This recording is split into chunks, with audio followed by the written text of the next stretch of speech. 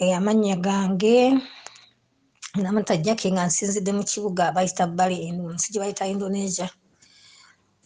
Mbebaza okubeerawo ku mukolo gwa muzukulu wange Jajja Agreves n'okusingira ddala twebaza Katonda atukumye nga tuli balamu okutuuka ku lunaku luno.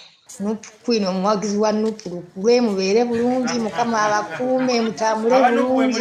Mwanyinaze Kafton Music. Kafton Music namumanya nno ku social media okwo kuliko abajournalist bangi oba bayita abajournalist oba bloggers, naye nayagala embeera ze mwami mukakkamu era bwe namukontakitinga ne mukubera mwanyinaze ne munyonyeramu nagamba kale nja kujja. Naye mwebaza bambi ayina engeri gyakolamu ebintu bye mwami mukwata mpola. Mukama abakuume. Kafton Music kwe tulinze lujja era nga olunaku lwali tuzze side zene Kyengera. Ekituleese waliwo afaani waffe omulungi agoberera Kafton Music eyatutuukira n'agamba nti ku mulundi guno nga muzzukulu wange celebrating a birthday nsaba okusookera ddala mubeerewo mufuneyo obudde ne tugamba why not mu mbeera weeteyo okujaguza amazaalibwa tujja kubeerawo nnyo naye ng'ate amazaalibwa gano ekyenjawulo gagenda kubeeramu ne surprise ey'enjawulo. Abaana ab'omukyalo ono Namata Jacqueline tebatusuubira so tuzze okubeera nga tubegattako mu mbeera nti fabalese ne birthday cake eya baby girl azaliddwe olunaku lero. Cake wetu wefaananye kuliko amanya ga Lily Agreves Kimuli, cake ya pink wetyo ne white owa happy birthday, kuliko ne sweets ez'enjawulo. Kulo tulina n'ebirabo eby'enjawulo tugenda kuba nga tubiba switchingako katono nnyo naye ng'omukyalo ono gwe tulina bamuyita Ime yes nga omulaba smiling Ime yakoze ku nteekateeka n'ekola nga tulinkinga ne family party weye ya birthday. So Ime mukwano gwa maama azaala baby akuza birthday then still Ime ate era yakwataganye ne maama okulaba nga ate omuzzukulu afuna olunaku lwe luno okubeera olw'enjawulo. Him, how are you? I'm fine, how are you? Olunaku lwa mazaalibwa. Ya olunaku lwa mazaalibwa muwala wa mukwano gwange Nankya Fiona yazaalibwa leero. She's baking 1 year.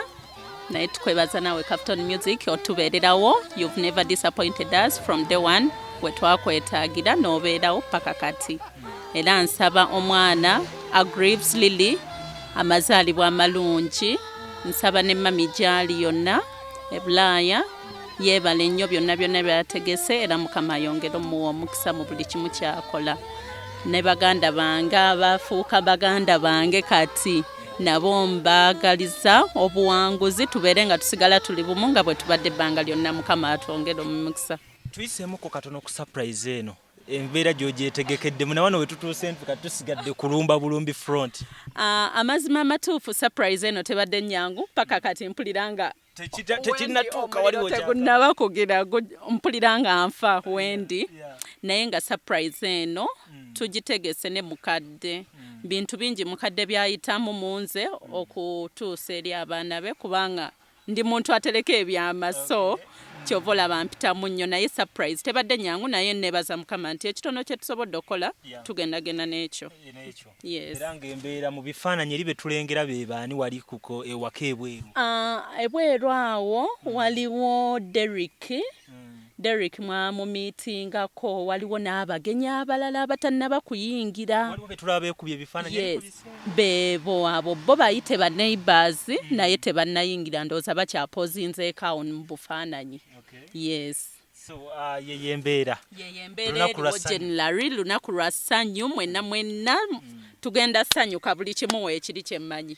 Yes. Okay, so yeye embeera kati ffe twetegekera kulumba bulumbi ogenda sooka osigale wano ffe tusooke tulumbe beebuuze kwegamba Derek yeebuuze ku bantu bannagambe nti bannange embeera nga bannumbidde mu y'amaanyi keeki bano bo okugiderivalingira bajja ne kamera byonna byenjagala beebuuze n'abagamba Kafton ejja bakolera surprise mutye katulumbye bulumbi ndaba embeera y'ekyalo kyo si kibi nga bwe kifaanana naye nga embeera yakulaba nga tusurprisinga abaana b'omukyala Namata asinzira mu bitundu bya Indonesia Kafton Music eri naawe okulaba nga tusanyusa abaana bo family yo omuzukulu ajaguza amazaalibwa so tuzze okulaba nga tubeegattako mpola mpola ate tulabe embeera wegenda okubeera nga ate etambula kitundu kirungi kiri lovely ndaba kasimayira omukyalo oli wa smile nzere ngiro layo labaja tuwa smilinze kibana abatuze bene nga balungi bannaki abatuze bene basmilinga bannaki kiraba abazi Simaila, barelo. Abijja tukiisaamu kompola. Wabe. Mugamba musoro. Birthday ku kyalo wano eriwa bannange. Wano wokka weeri awo wokka. Eri walala. Sigaba keeki y'abendi. Tosobola. Sigabula keeki. Songo sembe gomanye ya birthday ndaba. Ndaba gwobimanyi. Ndaba gwobimanyi. Birthday eri mwana ngabanyi. Sinze Derika aberawo. Wano nyine oli bulungi sabanda be Deriki. Nawe wenyini mukulabye. Sabola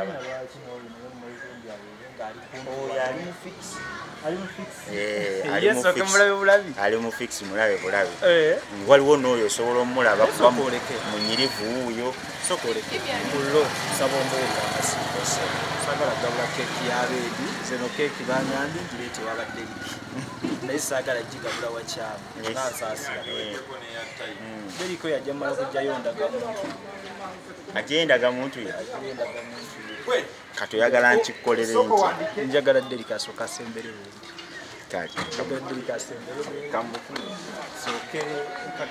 So tulaba tumaze okuba nga tuteeka wano ku kyalo wetuli Kyengera abakyala banyumye mwana anyumye bane sekolage omwana oyo bannange sokujja bannange okembuuki obulamu bulungi omwana wabadde Deriki na sister we Fiona. Okay. Fiona ina muwala we Elizabeth.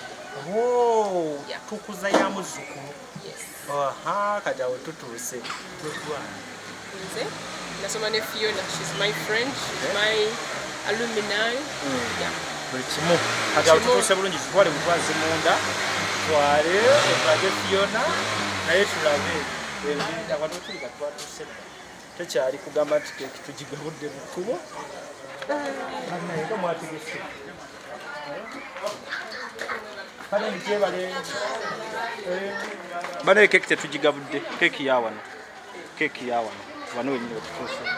Programu eno ekutuusibwako aba Kisitu Electronics abatunda solar panels sizes zonna ku bbeeyi yonna amasimu agatayitamu mazzi screens flat screens eziriko ne kalonda w'amasannyalaze yina ow'enjawulo ojja funa ekirabo gwe anaabeeyuna ku Hanifa Towers ne ku nnamba y'essimu nga woogiraba obakubireko oba baweereze WhatsApp Kato Akora Construction ate bo babeere nga bakolera plan ate era bakuzimbire ennyumba bagiyooyote ennyumba erabike bulungi ku mitendera gyonna oba oyagala kalina oba ennyumba ya wansi bakutereko biodigest oba septic tank kabuyonjo ey'omulembe guno etaya space tewunya ya ssente etono nnyo abasangibwa na Lukolongo oba ennamba y'essimu eri wansi awo Zwa and Sons bo ate baweere nga bakusupplyingira ebintu ebikozesebwa mu kisenge genda ku Mukwana Arcade obaguleko amasuuka duvet blankets mosquito nets ne kalonda yenna ow'omu kisenge ennamba y'essimu weeri awo ne delivery bagikola Wamato Estates Management Uganda Limited basolooza ennyumba z'abapangisa baziddaabiriza saako n'okuzimba basangibwa Lungujja ku Mackay Road osobola n'okubafuna ku nnamba zaabwe ez'essimu okuli ey'e UK ey'e Dubai n'ennamba z'e Uganda nga wooziraba awo ennyumba zikusobedde abapangisa baganya okusasula weekwate Wamato Estates Management Uganda Limited Busozo Properties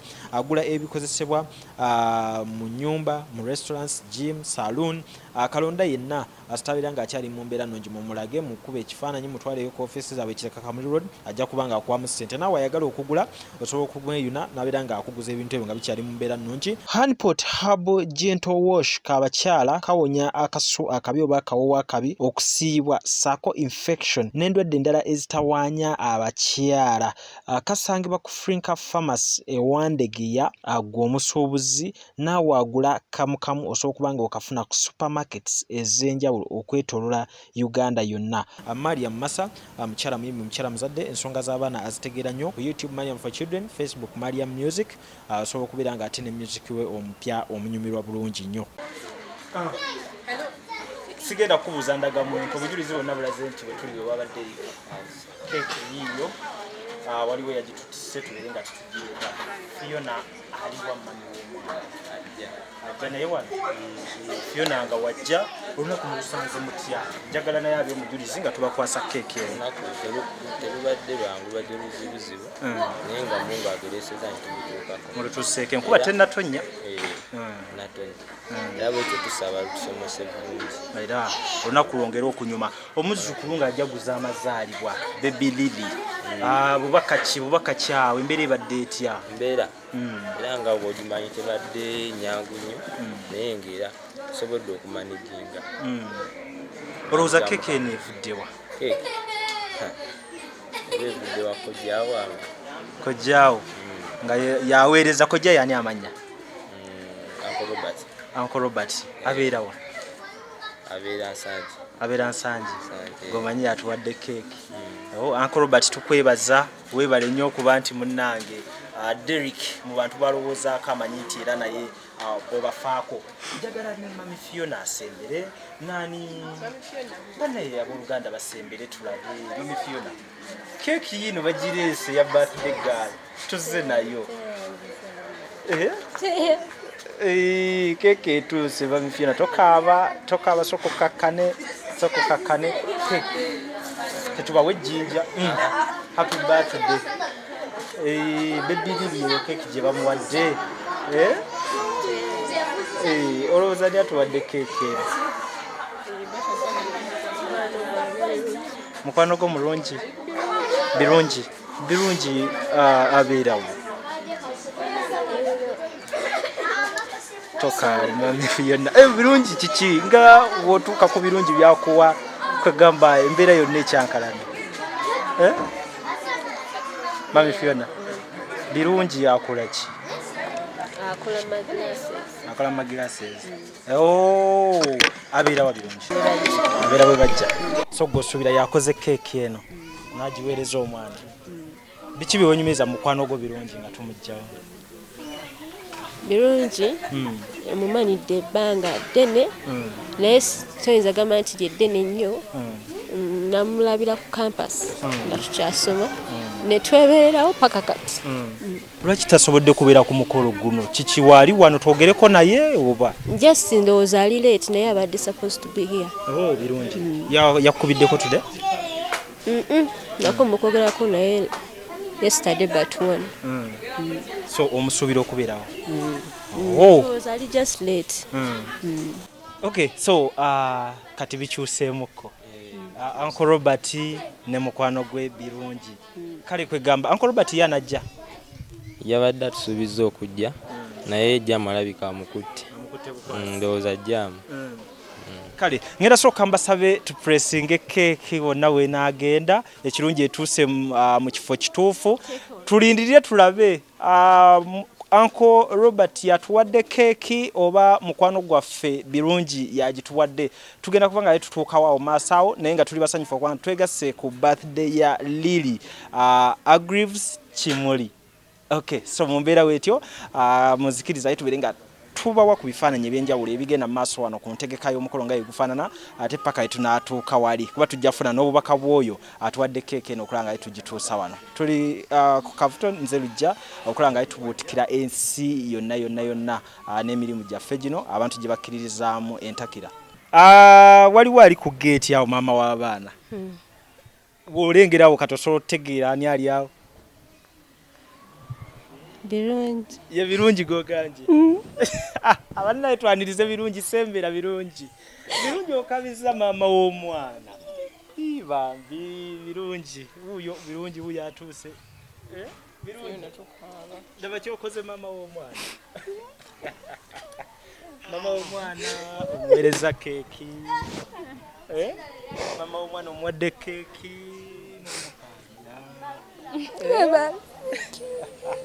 ezo ziba tears of joy. Yes. Nenga mama baby agambye omuwadde keeki weebale nnyo weebalire ddala. Yes, I appreciate. Tujja tuuka okulaba ng'embeera ena tugigatta lumu tulabe byonna nga ne Derek tulinda mwami Katongole. Yani Robert.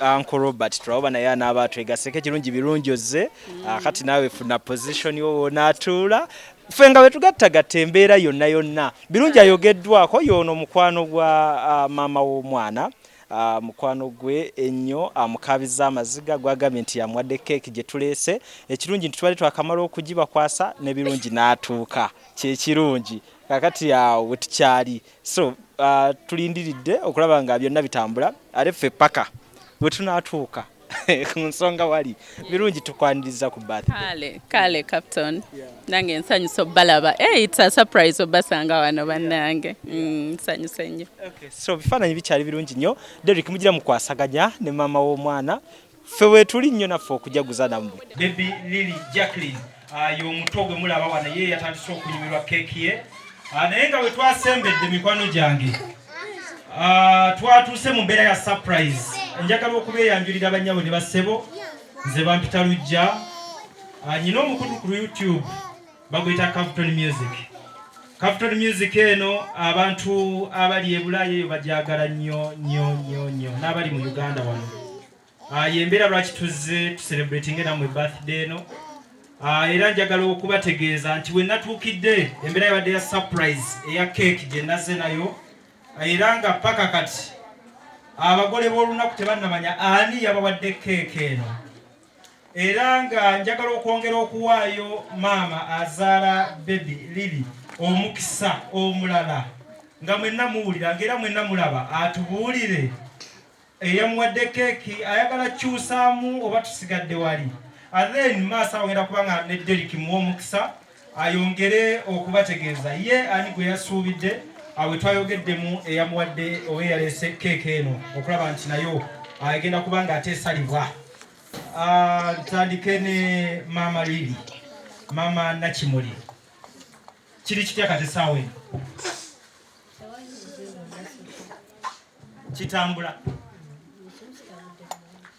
twasembye ng'ogambye nti email yakuwadde keeki eno oyagala kyusaamu oba okyayimiridde ku ekyo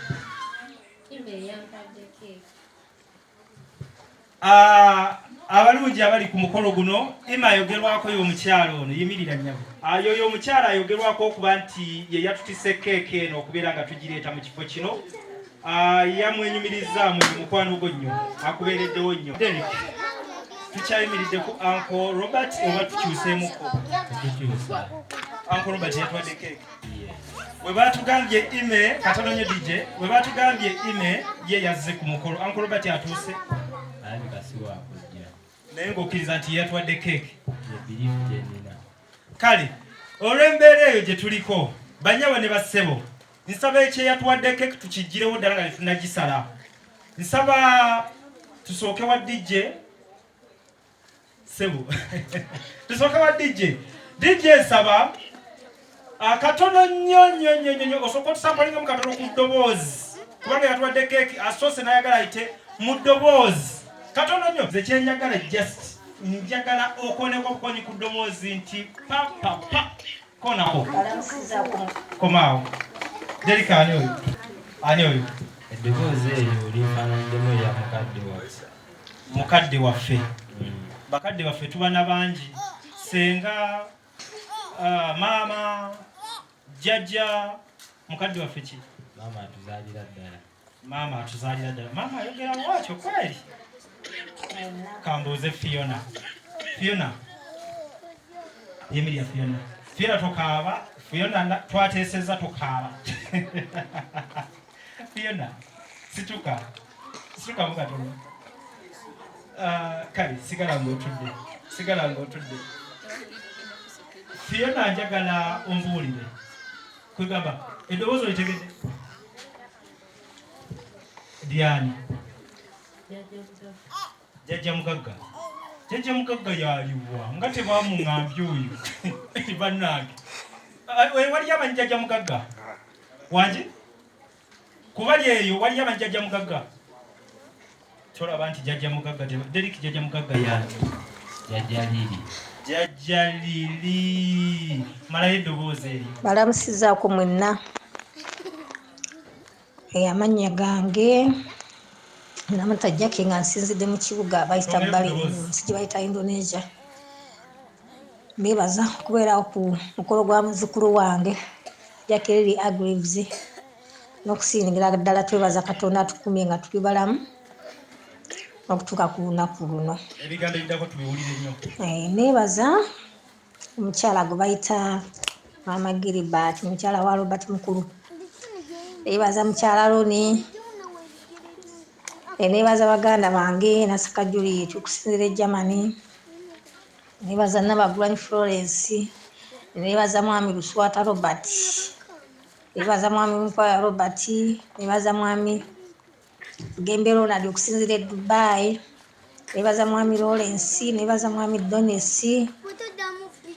Neebaza mwami Emma okusinzira Poland. Tuwulirewo nnyawo. Mwebale kunjagala, mwebale kutwagala. Mwebale kutambuliramu nga famire. Nzisaako abaana Nakya Fiona. Nakya Fiona oyo sina bwe nyiza kumunnyonnyola kubanga ebibye bingi byaffe naye bingi. Ava mu kubeera omuzadde ate ne tufuuka baaluganda kubanga mpabula mu bintu bingi. Nakya Fiona oyo yayagalanga nnyo abaana ng'asomba abaana. Olumu obeera mu kisenge weebaseeko genda owulira omwana akaaba oba akaaba n'omubuuza ataani oyo. So natuuka ekiseera ne mmuvaako. Twebaza Mukama nti yasobola okufuna naye omwana owuwe. Neebaza batabani bange Tony, Brian, Joan, Colin, Derek, Majjo. Majjo aleze nnyo muzukulu wange n'abalala bamuleze naye Majjo. Akuba mbeera naye nsaba katono kentegeseeyo nga bwe tuli mu mbeera ya COVID eno. Kyeyalinge kwako mpola mpola. Kasita obulamu bukyaliwo n'ebirala bijja kujja mu maaso awo. Neebaza abatuuze b'omu estate. Abatuuze b'omu estate awo wennyini we tuwangaalira. Neebaza abakuze kufumba. Tulidde ne tuwoomerwa. Neebaza ime. Oyo ime y'omusembyayo kabadde kakodyo. Kubanga tukukuse nnyo mu bintu byaffe. Twakukuta ku baby shower nga kati era tukukuse. Akaluluka ime kali muwala wange. Twebaza nnyo ebale ddala. N'okutambulira awamu ne munno kubanga mukwano mwava mukwano ne mufuuka baaluganda. Nsigadde siri nnyo mwogezi mulungi nnyo era ndoza gwe gusoose n'okukola sipiiki.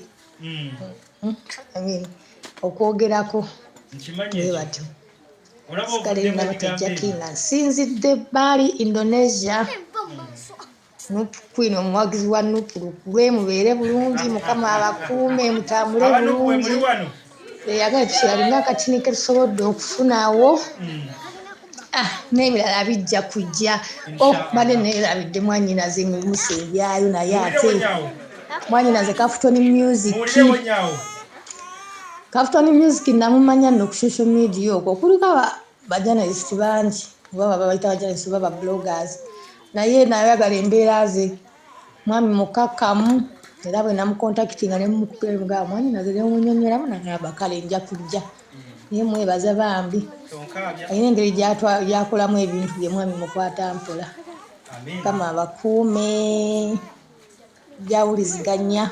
Nze ndidde kuno ku social media. Atakumira mpeera. Kale tweyaziza nnyo tweyazeege bana yakalulu ka maama kaliwo engalo za maama. Maama si mwogezi nga ye muwulidde naye ku lunaku weeruti asazeewo byonna byogere ayogere kyasobola atuuse okusiima kweri abantu b'omu estate eri abaana eri ab'emikwano kwegamba olaba nti embeera maama gy'ataddewo eragira ddala omukwano eraga bulungi nnyo embeera gy'awulira eri abantu be. Ekyokuŋŋaanya abaana tekyakoma kwoyo yekka gwagambye oba ye n'abali mu maka gano era olaba nti bakuŋŋaanyiza abaana so tukibeebaliza era engalo muzibakubireko bannange.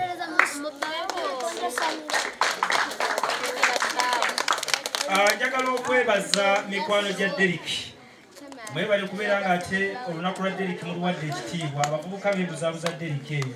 naye olaba bano babulagi bakubeereddewo omwana kwegala kiraga nti ozaalibwa Queen wa NUP si bwe kiri kaakati gwe oli ki mu NUP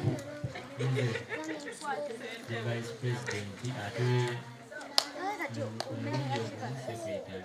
mu NUP ani yakulonda Deriki ebisigadde bisange mu katabo webamuyisa Deriki ku lunaku lwe luno waatyo naye nawe Deriki ebigambo bwe bitono ndowooza yabitono ddala bakulabira kwegala bikola bibeera mu ki ebikola sijja kugamba naye yo byeraganga byo tubirabyeko naye gwe Deriki nja kubuuza birthday girl engeri gy'oli birthday boy aliwo birthday girl omusongeko mu bangi birthday girl sijja kugamba nti ki naye nasiimye kubeera na Lili Haggles nga birthday girl wange kwegamba eri bwe twaligamba essonga eri baliyo bangi tugende ne Lili Haggles sekyo naye nasiimye kusiima Lili Haggles amina nnyo so kitegeeza nti nina omukisa gw'amaanyi nnyo Deriki waatalina ba birthday girl kirabika naaligatta embeera ku kyenkyala basayidi eyo mu mbeera eyo nze kuba ebyange munnange bikyali bizibuzibu ime siwe kiri sayidi ya maama ndowooza ime waali hajati wange waali weŋŋamba hajati wange hagitonyiiga olulimi Justin bukozesa bukozesa owaayi we muyita hajati wange ndaba tantunuulira wadde kiki oyagala mumale kukola ki maama w'abaana mpaanye agambye nze omu ku basajja basinga okubeera abagonvu ku nsi eno kiki okyayagala weŋŋamba nti hajati wange ntunuulira binyume anyway kikoze bulungi ako asatu kalekaawo wetutyo awo ne tuyimirira wetutyo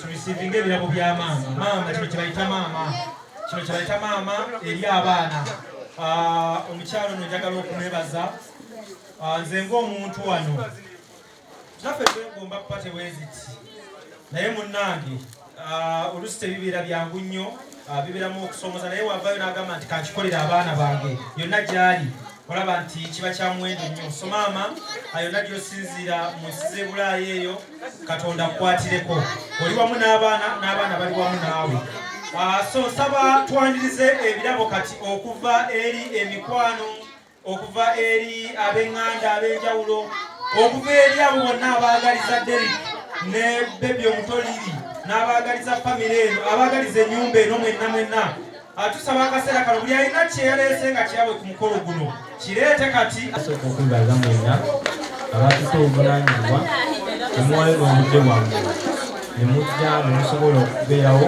ku mukolo guno omunyambako okujaguza okuza emyaka wamu n'ebiyimbi n'ekirala era kwebaza Katonda olw'obulamu bwatuwadde osobola okutuusa ku lunaku nga luno olw'amateezo.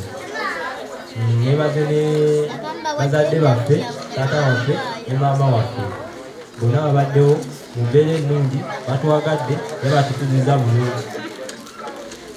Okusingira ddala nina kusooka nebaze taata wange olw'okunkuza naye ng'omusajja ow'obuvunaanyizibwa ne muzadde wange omulala maama wange nasobola okumbeererawo nasobola n'okubeerawo ku lunaku nga bwe bityo olw'okusanyuka era n'abaako ne batukolera ebisobodde okukyamulira ddala olunaku nga luno.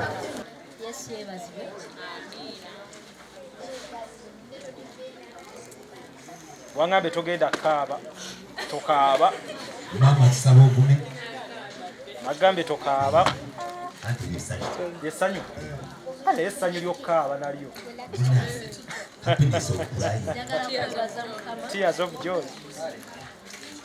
Abooluganda mu Kristo mama Fiona ayogera mama Lili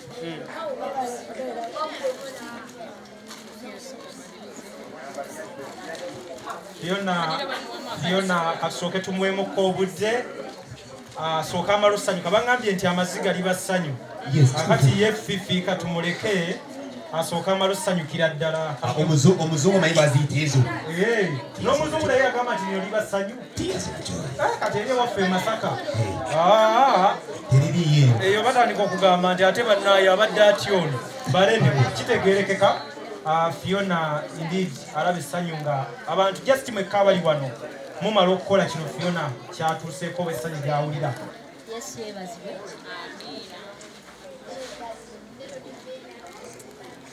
Wangambe togenda kaaba tokaaba mama kisaba ogume agambe tokaaba anti bisanyu yesanyu ale essanyu ly'okaaba nalyo happiness of cry tears of joy.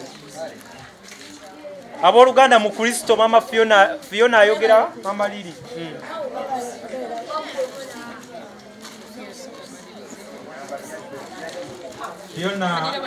Fiona kasooke tumwemukko obudde asooka amalusanyuka bangambye nti amaziga liba ssanyu akati ye fifiika tumuleke asooka amalusanyukira ddala. omuzungu manyi baziyita ezo n'omuzungu naye agamba nti nyo liba ssanyu kati eri ewaffe e Masaka eyo batandika okugamba nti ate bannaayo abadde atyono balene kitegeerekeka. Fiona indeed alaba essanyu nga abantu just mwekka abali wano mumala okukola kino Fiona kyatuuseeko oba essanyu gyawulira ate omulala ogenda okuba nga yogerako eri abantu. The next speech is okolera wa ng'oggyeko wano ku mukolo we tuli mu kusooka naye yantudde bulungi nengamba my name is I cannot say my name is my name is nderinnya my name is Muhinda ate ng'oyogedde abiri omuzungu agamba my name is ate oli wagamba my names oba watulira ku bidomola obeera wayita muti munange yenze Akram I'm a goalkeeper. Goalkeeper akola kiwano wano tuli mu mupiira munange ne Derek yayitayo Derek osamba omupiira nnyo n'amaanyi oluva mu mupiira olwo bweva mu mupiira I'm a qualified referee under FIFA grade 3 yemmwe abagaba penalty ez'ekifuula ennenge munange nga sinabakufugwako oba if I'm not appreciated you ojja okugamba ekyo temutunda mipiira emipiira gibeera mu sports center gye bagitunda egy'omukisaawe baleeta omupiira kapiteni agumpe ngutunde poshwa olugwa jitu kidogo bagatandika kukola amafuula nenge nga tiimu eziwangudde nedda munange eyo si yenkola ate bwe nali nsoma sakisoma so oli professional referee. I'm a professional referee and I'm a provider. Kale tuveeye tusale kati ebijje mu by'amasanyu byo byegattako gwa ebyamasanyu Derek yampise nsobola okukwatirako as the MC naye nsigendanga ku university nengamba twale kosi ya mass media and communication no wasanze oli ku mukolo nga gwe MC ate ekyo kiri mu musaayi kiwulidde mukiri kyamaanyi ekyo twasiza maazi ne muganda wange abeeyo mwami Kambale bamumanyi abasinga mwami Kambale abasinga bamumanyi mwami Kambale muganda wange kimumanyisa abasinga mwami Kambale ekyafaayo kye yakola Kambale yasengula enkomera Kambali yasengula enkomera nga bwolaba amayumba nga gano nagasengula nagasula wakati w'ennyanja nekamusibira wakati w'ennyanja enkeera ne bamuta enkomera nerikomawo ku mwaka ekirala Kambali kyeyakola yabuuka goolo cross. These are goal posts plus the crossbar. Twali mu mpaka za high jump. Ne bateka ko level soko level yokubiri yokusatu yokuna Kambali nabagamba mutubire mu goal ngenzi. My name is Kisa. Teyeddira.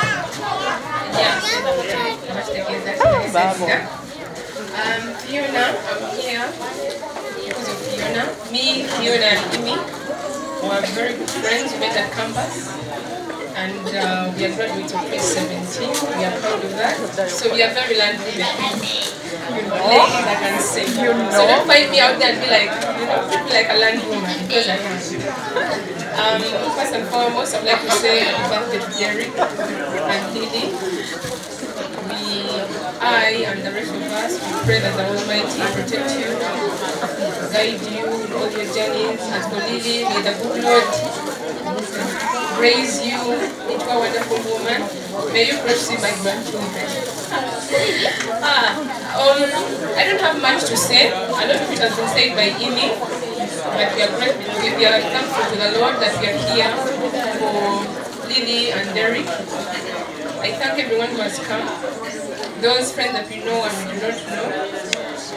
I thank God for this place. I've been here like twice. So yeah, I thank God for Fiona. I cannot tell you all about her or what we've gone through as friends. But all I want to say is with God, we shall achieve more and more and more together. And the world will witness us. We're going to be ladies of power. And wait for us, please. Besides that, I want to wish everyone a very great day. Please enjoy. On behalf of Fiona and Derek and the whole family and friends, in case there's anything that made you angry because those things happened, we apologize. And we want to apologize for any inconveniences around. Besides that, may God bless you. Thank you. I have a brain development program that I'm running with schools. So far I'm working with like 3 national schools and 1 international school. So this goes to parents because I see a lot of children here. Yeah. So you can find me on all media platforms, Kisa Sharifa, or Brain Maps Educational Services. You'll be talking to me. Or if you want numbers, you can probably meet Fiona because most of you know her or trust her. Then you'll find me. We can offer homeschooling for children, basically math and arithmetics. And we can also do tutoring in different schools. If you're head of a school or you know someone with a school, we can negotiate and you get a commission.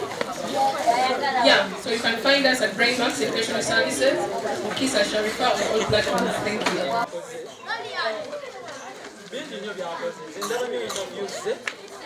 Interviews main interview ngolusi ne bakadamu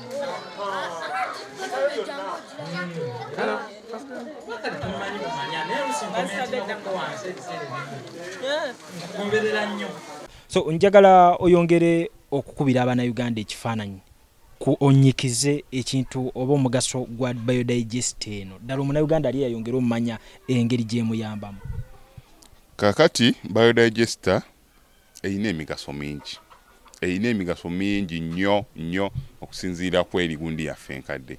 Omugaso ogusooka biodigester ya layisi okusinziira ku erigundi yaffe enkadde. Bayo ya layisi nnyo, bakasitoma betukoleddeko ekyo bakiweerako obujulizi, n'abalala batukubiddeko bakiweerako obujulizi. Ya layisi nnyo okusinziira ku eri yaffe enkadde. Ekyokulala etwala ennaku ntono nnyo okuggwa ejja kutwalira ennaku wakati w'olumu n'ennaku 3 ebeera emaze okukola ki okuinstallinga wano ng'ekisigadde mpozi kutambuza pipe drainage, tumuyita drainage work, kutambuza pipe okuva mu nju paka ku system wano, naye nga ogiinstallingawo kikutwalira ennaku ntono nnyo. Ekyokulala naddala bannaffe abali awafunda n'abo bennyininyini abali awagazi, lwa nsonga nti tegendako kisiraabu kino eno kyewalabanga oluusi kiriko fuuti zaakyo 15 ku 2 kiba kisse space nene nnyo. So ekirungi kya biodigester tugenda kuzzaawo ettaka lyawo nga we twalisanze ettaka liddawo wafuuke muswetwe nga ekyabadde. Omugaso ogw'okulala space yo ogisigaza nti olw'okuba nti tubiseewo bulungi ettaka ne liddawo nga lyabadde kebe emmotoka yo okola ki ogiyingiza n'ogipaakingako kungulu. Ekitali kweri gundi yaffe nti twasimangako twateekangako kisiraabu nga gundi ekifo ekyo kiba kikoze eki maybe okyolezaako naye wano eno obiseewo bulungi ettaka peva zo zigendako omuddo gwo ogusimbako pasikalamu gwenjogerako system ng'eri eyo bali bajja babuuza gundi yo eririddawa naye ng'eri wansi eyo waliko pasikalamu oluusi oyo opaakinga nako emmotoka yo.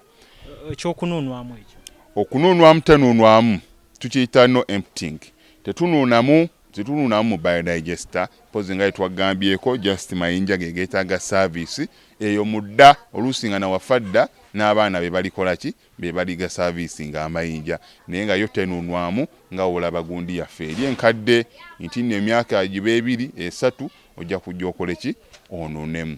Atwetaaze ojja tusanga Kamokya tuli plot 45 Prince Charles Drive gye tusangibwa. Enamba z'essimu kanziddemu Airtel eri 07017669992 n'endala MTN 0789224230 n'ennamba zaffe endala tulina ennamba nga 3 zonna weeziri wansi awo zonna osobola ozikoonako oba WhatsApp oba ki oba ojja tutuukako tukwataganye.